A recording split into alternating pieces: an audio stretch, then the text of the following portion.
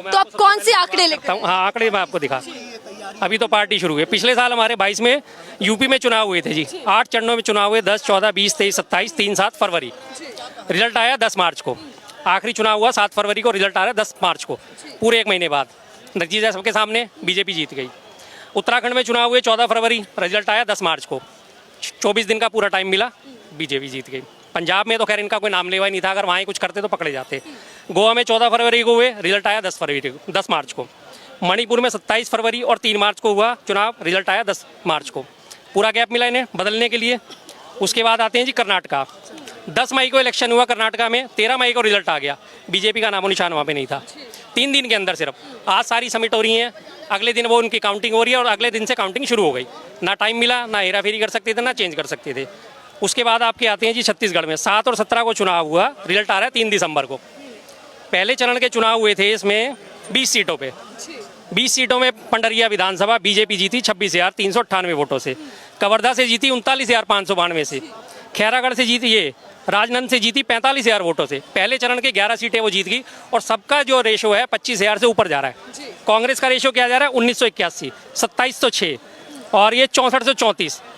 ये उसका कांग्रेस का रेशो है 30,000 सिर्फ एक जगह पे, ये रेशो है। उसके बाद मैं बात करता हूँ आगे आपसे राजस्थान की। 25 नवंबर को इलेक्शन हुआ, 3 को रिजल्ट आ रहा है। इसका मतलब फिर आपको इन्हें टाइम मिला पूरा। छत्तीसगढ़ में आपको बताई दिया 7 और 17, 3 दिसंबर। एमपी में 17 नवंबर को हुआ, रिजल्ट आ रहा है 3 को, 15-16 दिन बाद। तेलंगाना में 30 नवंबर को इलेक्शन हुआ, रिजल्ट आ गया 3 तारीख को, तेलंगाना से साफ। मात्र 3 दिन में नहीं कर सकते इतनी, सैकड़ों मशीनें हैं। और सबसे बड़ी बात मैं आपको बताता हूँ, बहुत सारे लोगों को यहाँ याद होगा, आज से 10-15 साल पहले एक STD-PCO मशीनें चलती थी, याद होगा लोगों को। लोग फ़ोन करने जाते थे, उस टाइम पल्स रेट चलती थी 2, 4, 6, 8 सेकंड की। जो 200 किलोमीटर तक की रेंज होती थी उसमें 2 सेकंड, उसके बाद 4 सेकंड, 6 सेकंड और 8 सेकंड। उस STD-PCO मशीनों में मात्र बटन दबा के ना, जो 2 सेकंड की पल्स रेट होती थी उसे 1.5 कर दिया जाता था। डिस्प्ले में वो हमेशा 2 सेकंड ही दिखाता था। जो कस्टमर कर रहा है 2 सेकंड के बाद बदलाव हो रहा है। लेकिन अगर उसने 20 सेकंड उसमें दिखा दिया तो एक्चुअल में उसका होता था 15 सेकंड। और जब वो STD-PCO मशीन वाला शाम को डिटेल निकालता था तो उसे पता चलता था कि मेरी मशीन से आज बात तो 1 घंटे की हुई है और मैंने इसमें कमा 1.5 घंटे का लिया है। इस तरह से उसमें हेरा फेरी होती थी और कस्टमर को सामने ये दिखता था डिस्प्ले में। तो वही चीज़ अब इसमें हो रही है। अब लोग कहते हैं EVM हैक नहीं हो सकती, क्यों नहीं हो सकती भाई हैक? बटनों का ही तो खेल है। आज की डेट में मोबाइल, कंप्यूटर, लैपटॉप दुनिया भर में बैठे बैठे दुनिया कहाँ से कहाँ में हैक कर लेती है। चलो ब्लूटूथ से नहीं हैक करती तो बटनों से हैक कर सकते हैं।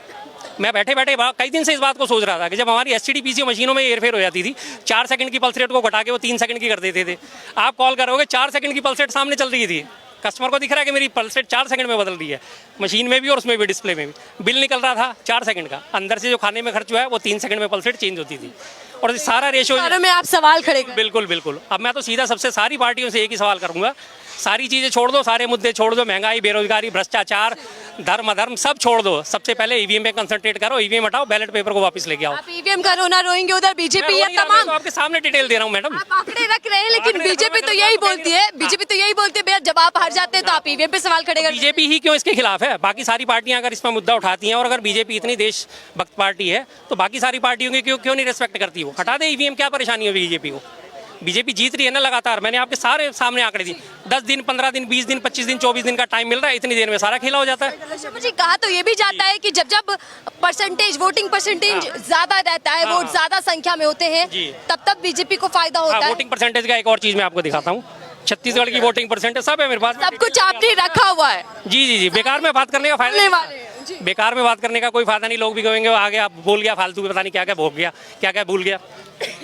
20 नवंबर को इलेक्शन कमीशन ने, छत्तीसगढ़ का बता रहा हूँ मैं आपको, डाटा जारी करा कि 66.63% वोटिंग हुई है। उसके इमीडिएट नेक्स्ट डे आपका 21 तारीख को डाटा जारी होता है कि 76.35% वोटिंग हुई है। उसके 6 दिन बाद फिर दोबारा डाटा जारी होता है 27 तारीख को, 76.60% वोटिंग होती है। आपके 3 बार में 3 आंकड़े कैसे बदल गए? जबकि डिटेल तो आपकी सारी पहुंच गई। EVM का तो डिटेल यही है ना कि आपने बटन दबाया और सारी डिटेल सामने है, कितनी वोटिंग हुई, कितनी वोटिंग नहीं हुई। तो ये आंकड़े कैसे बदल गए? 20 को इलेक्शन कमीशन कह रहा है 66.63% की वोटिंग है और 27 को वही इलेक्शन कमीशन कह रहा है कि 76.60% की वोटिंग। 10% की वोटिंग कैसे जंप मार गई 6 दिन में? इसका वो जवाब ही नहीं दे रहे। इलेक्शन कमीशन जवाब ही नहीं दे रहा इस चीज़ का। इसका जवाब तो दे। मैं जनता से भी कहता हूँ, सवाल उठाओ, उंगली करो। उंगली सिर्फ वोट डालने के लिए नहीं है, निशान लगाने के लिए नहीं है, इन सब कामों के लिए भी है। 10% वोटिंग बढ़ती और वहाँ पे मुश्किल से मुश्किल एग्जिट पोल क्या दिखा रहे थे?